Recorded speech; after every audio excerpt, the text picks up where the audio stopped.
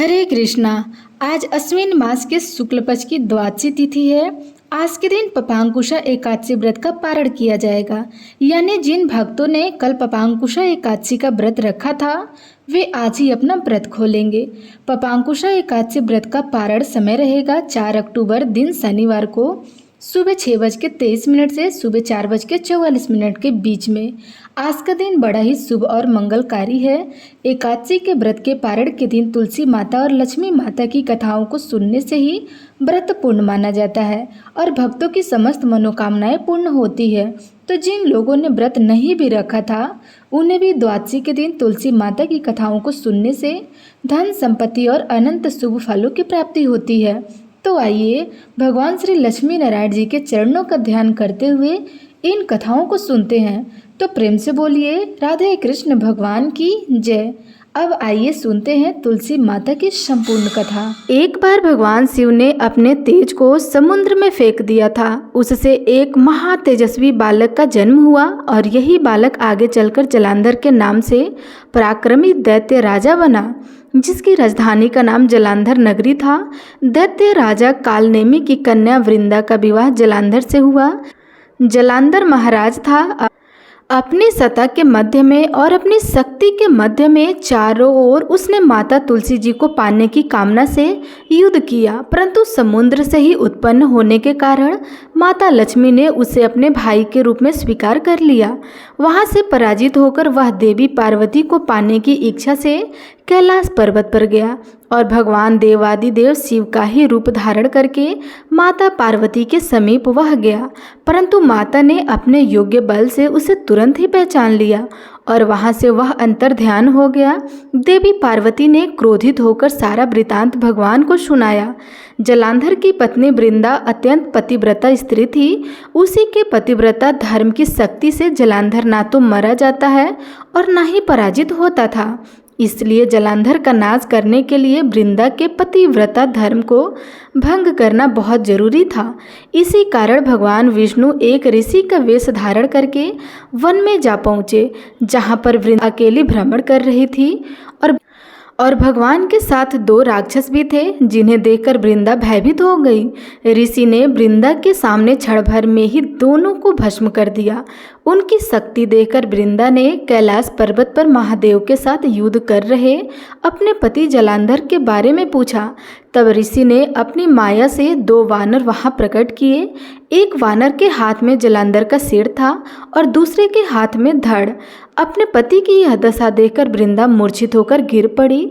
होश में आने पर उन्होंने ऋषि रूपी भगवान से विनती की कि वह उसके पति को जीवित कर दे। तब भगवान ने अपनी माया से फिर से जलांधर का सिर धड़ से जोड़ दिया, परंतु स्वयं भी वह उसी शरीर में प्रवेश कर गया। वृंदा को इस छल का जरा सा भी आभास नहीं हुआ। जलांधर बने भगवान के साथ वृंदा पतिव्रता का व्यवहार करने लगी, जिससे उसका सतीत्व भंग हो गया। ऐसा होते ही वृंदा का पति जो महादेव से युद्ध कर रहा था, जालंधर युद्ध में हार गया और उसका वध कर दिया गया। उसी सारी लीला का जब वृंदा को पता चला तो उन्होंने क्रोधित होकर भगवान विष्णु को शिला होने का श्राप दे डाला और स्वयं भी सती हो गई। जहाँ पर वृंदा भस्म हुई वहाँ तुलसी जी का पौधा उगा।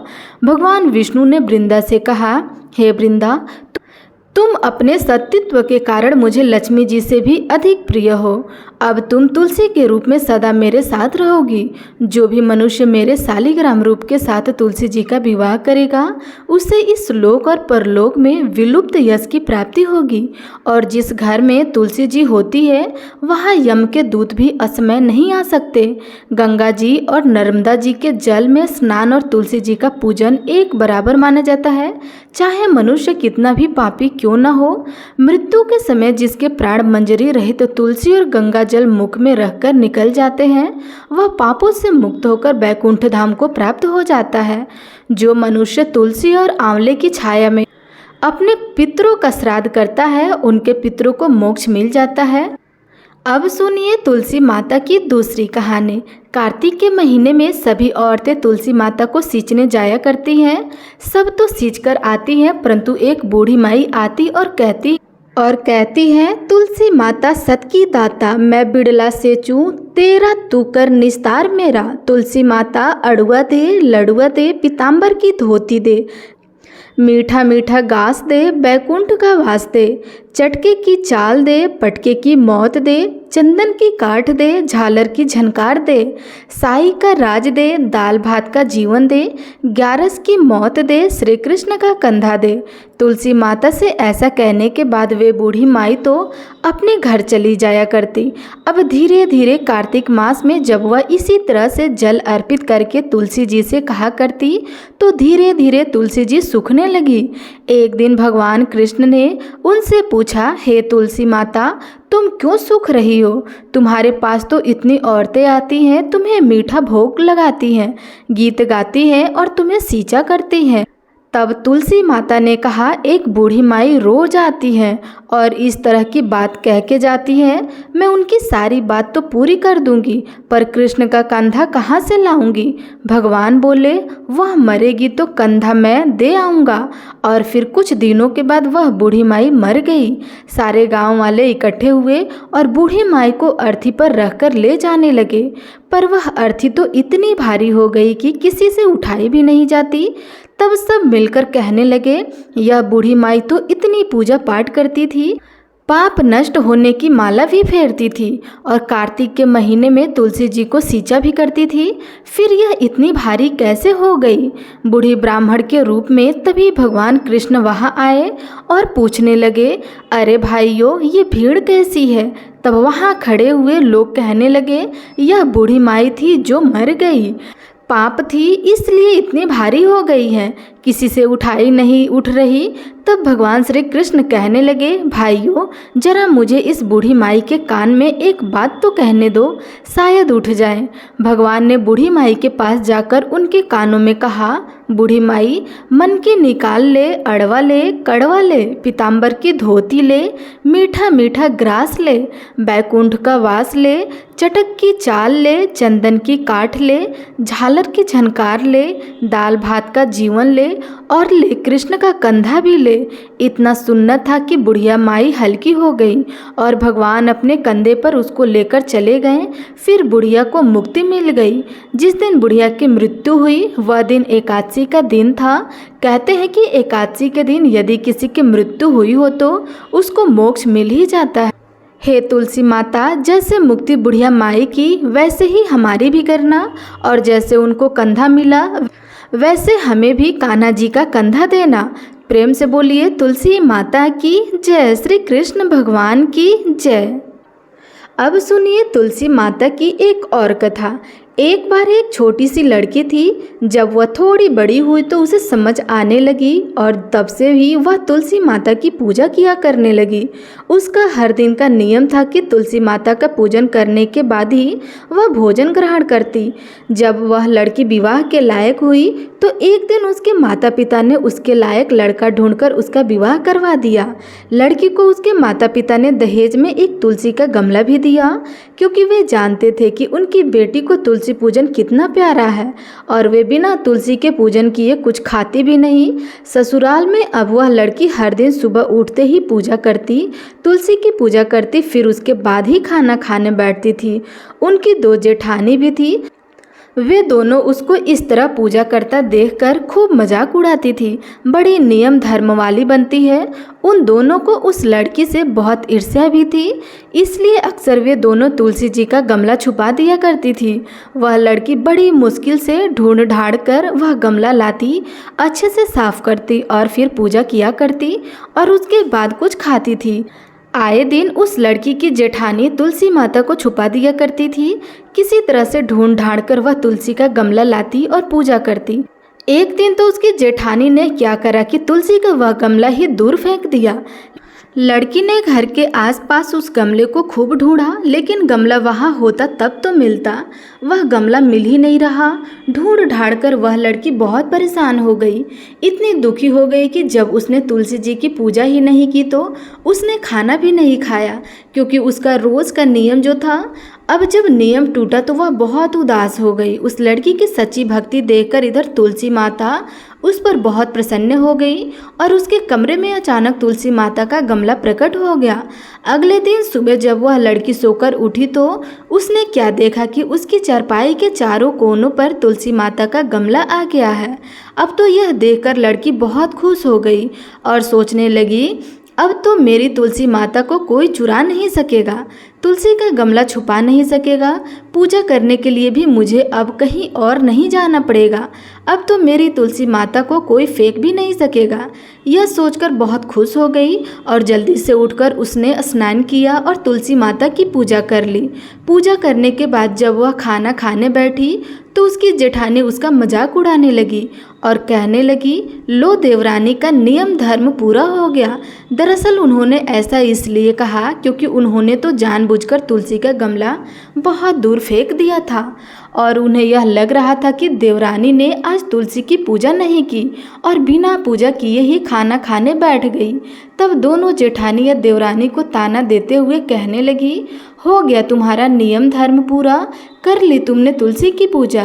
तो देवरानी धीरे से बोलने लगी, हाँ मैंने पूजा कर ली। जेठानी कहने लगी, अरे कहाँ से कर ली पूजा, गमला तो हमने फेंक दिया था। ऐसा कहकर के जेठानी हंसने लगी तो देवरानी कहने लगी, देख लो मेरे कमरे में खाट पर तुलसी जी लगी हुई है। अंदर जाकर जेठानी ने देखा तो बहुत शर्मिंदा हुई और बोली, देवरानी तुम्हारी भक्ति में बहुत सच्चाई है, हमने तुम्हें बहुत परेशान किया, हमें क्षमा कर दो। तब भोली भाली देवरानी ने अपने जेठानी को क्षमा कर दिया और तब देवरानी और जेठानी मिलकर तुलसी जी की पूजा करने लगी और उनके घर में सुख समृद्धि के भंडार भर गए और उनके सभी दुख दूर हो गए। हे तुलसी माता, जैसे निर्मल बुद्धि आपने जेठानी की दी वैसे उन सबके घर में सुख समृद्धि के भंडार भरे, वैसे ही इस कथा को कहने और सुनने वाले सभी भक्तों के घर में प्रेम भरना। तो प्रेम से बोलिए तुलसी माता की जय। अब आप सुनिए तुलसी माता की एक और कथा। एक समय एक परिवार में ननद और भाभी साथ साथ रहा करते थे। ननद का विवाह अभी नहीं हुआ था। वह तुलसी जी के पौधे की बहुत सेवा करती थी, नियम से तुलसी जी को सींचती और दीपक जलाती थी। लेकिन उसकी भाभी को ये सारी बातें बिल्कुल अच्छी नहीं लगती थी। जब कभी उसकी भाभी को बहुत ज़्यादा गुस्सा आता तब वह अपनी ननद को ताना देते हुए कहती कि जब तुम्हारा विवाह होगा तो मैं इस तुलसी को ही बारातियों को खाने में दूंगी और तुम्हारे दहेज में भी तुलसी ही दूंगी। तुम जब देखो तुलसी की ही सेवा करती रहती हो। कुछ समय बीत जाने पर ननद का विवाह तय हो गया। विवाह के दिन भाभी ने अपने कहे अनुसार बारातियों के सामने तुलसी का वह गमला फोड़ दिया जिसकी सेवा उसकी ननद किया करती थी और तुलसी के पत्ते खाने के लिए कहा।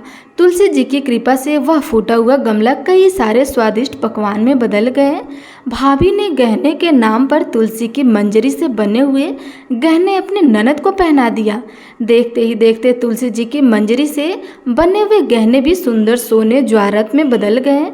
इतना ही नहीं, भाभी ने मारे क्रोध के वस्त्रों के स्थान पर तुलसी का जनेऊ रख दिया और वह भी रेशमी और सुंदर वस्त्रों में बदल गया।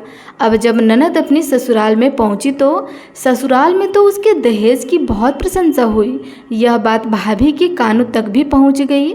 उसे बहुत आश्चर्य हुआ। उसने सोचा कि उसने तो ननद के गहने कपड़े और जेवरात तक तुलसी जी के ही रखे थे, तुलसी की मंजरी रखी थी। यह सब जानकर भाभी को बहुत आश्चर्य हुआ। अब उसे तुलसी की पूजा का महत्व समझ में आ गया। उस भाभी की भी एक लड़की थी। वह तब अपनी बेटी से कहने लगी कि बेटी तुम भी तुलसी जी की सेवा किया करो, तुम्हें भी तुम्हारी बुआ की तरह फल मिलेगा। वह जबरदस्ती अपनी बेटी से तुलसी की सेवा करने को कहा करती थी, लेकिन लड़की का मन तो तुलसी की सेवा में लगा ही नहीं था। धीरे धीरे समय बीतता गया। भाभी की लड़की बड़ी हो गई। अब उसके विवाह का समय आ गया। तब भाभी सोचने लगी कि जैसा व्यवहार मैंने अपने ननद के साथ किया था वैसे ही अब अपने बेटी के साथ भी करूँगी, तो यह भी गहने से लद जाएगी और बारातियों को भी खाने में तरह तरह के पकवान मिलेंगे और ससुराल में भी इसे बहुत मान सम्मान मिलेगा। यह सोचकर भाभी बारातियों के सामने तुलसी का गमला फोड़ देती है, लेकिन इस बार गमले की मिट्टी ही मिट्टी रहती है। मंजरी और पत्ते भी अपने ही रूप में रहते हैं। जनेऊ ने भी अपना रूप नहीं बदला। और जब भाभी ने सभी बारातियों को खाने में तुलसी के पत्ते दिए तो यह देखकर सभी लोग और बाराती भी भाभी की बुराई करने लगे। भाभी ने लालच में आकर अपनी बेटी के दहेज में भी तुलसी के पत्ते और मंजरी आदि रख दिए थे। जब बेटी अपनी ससुराल पहुंची तो वहां पर भी उसकी बुराई ही बुराई होने लगी। भाभी गुस्से के मारे कभी भी अपनी ननद को नहीं बुलाती थी। एक दिन भाई ने सोचा कि मेरी पत्नी तो मेरी बहन को बुलाती नहीं है, क्यों न मैं ही अपनी बहन से मिलकर आऊं। यह सोचकर उसने अपनी पत्नी से कहा और कुछ उपहार अपनी बहन के लिए ले जाने की बात कही।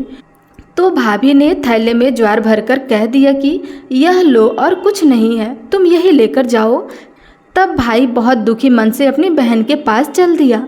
रास्ते में वह सोचता रहा कि कोई भाई भला अपनी बहन के घर ज्वार लेके जा सकता है क्या। यही सोचकर वह गौशाला के पास रुक गया और ज्वार का वह थैला उसने एक गाय के सामने पलट दिया। तभी एक ग्वाले ने यह सब देख लिया। तब ग्वाले ने आकर भाई से कहा कि अरे आप गाय के सामने यह हीरे मोती और सोना क्यों डाल रहे हो, इसे तो घास डालनी होती है। तब भाई ने देखा तो वह हैरान रह गया। फिर भाई ने ग्वाले की सारी बात बताई और धन लेकर खुशी खुशी अपनी बहन के घर चल दिया। दोनों भाई बहन एक दूसरे को देखकर बहुत प्रसन्न हो गए। तब बहन ने तुलसी माता के सच्चे मन से प्रार्थना न की कि उसकी भाभी को सद्बुद्धि प्राप्त हो जाए और तुलसी माता की कृपा से उनके घर में सुख समृद्धि और धन से भंडार भर जाए। तब कुछ दिनों के बाद देखते ही देखते भाभी का मन बदल गया और वह अपनी ननद को बहुत मान सम्मान देने लगी और अब वह भी सच्चे मन से तुलसी जी की सेवा करने लगी। तुलसी माता की कृपा से उनके घर में सुख समृद्धि के भंडार भर गए। उनके घर में अब कला कलेश नहीं होता था और सभी सुख से रहने लगे। तो प्रेम से बोलिए तुलसी माता की जय।